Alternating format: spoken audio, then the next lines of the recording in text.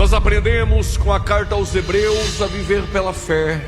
Hebreus capítulo 11, versículo de número 1, a fé é o firme fundamento. Mas no versículo de número 3, pela fé nós cremos que Deus criou o universo. Mas no versículo de número 6, sem fé é impossível agradar a Deus.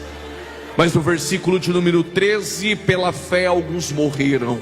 Mas no capítulo 10 aos Hebreus, versículo 22, pela fé nós temos acesso ao Pai. Mas em 2 Coríntios capítulo 5, verso 7, nós em Feira de Santana não andamos por vista, nós andamos por fé. E por quê? Romanos 1,17, o justo viverá pela fé.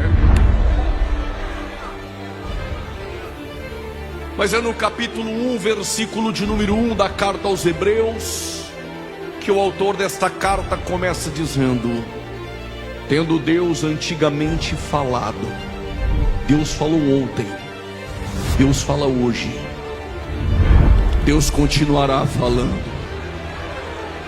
Qual é o problema? É os ouvidos sensíveis a entender e compreender a multiforme maneira de Deus falar.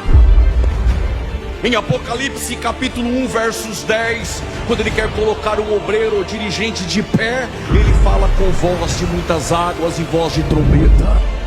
Mas quando ele quer chacoalhar a vida de um obreiro, Apocalipse 14, 2, a voz é de trovão. Mas quando ele quer chacoalhar uma cidade como Feira de Santana, Amós capítulo 1, versículo 3, bramiu o Senhor como leão, quem resistirá? Mas às vezes a voz não é de trovão, nem de trombeta, nem de muitas águas e nem voz de leão.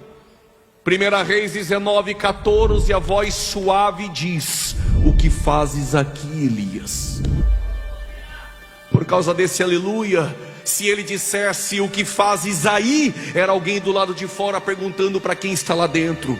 Mas quando ele diz o que fazes aqui, é que antes dos seus conflitos internos, antes de querer desistir do ministério e da chamada, antes de entrar na caverna, ele já estava dentro dela para lhe dizer essa noite: eu tenho muito a realizar e fazer na tua vida do lado de fora. Deus não precisa de muito para reunir o teu povo. Zacarias capítulo 10, versículo 8, se tiver na carne vai dar glória, se tiver no espírito então fale em língua. Só se tiver no osso para não dar glória.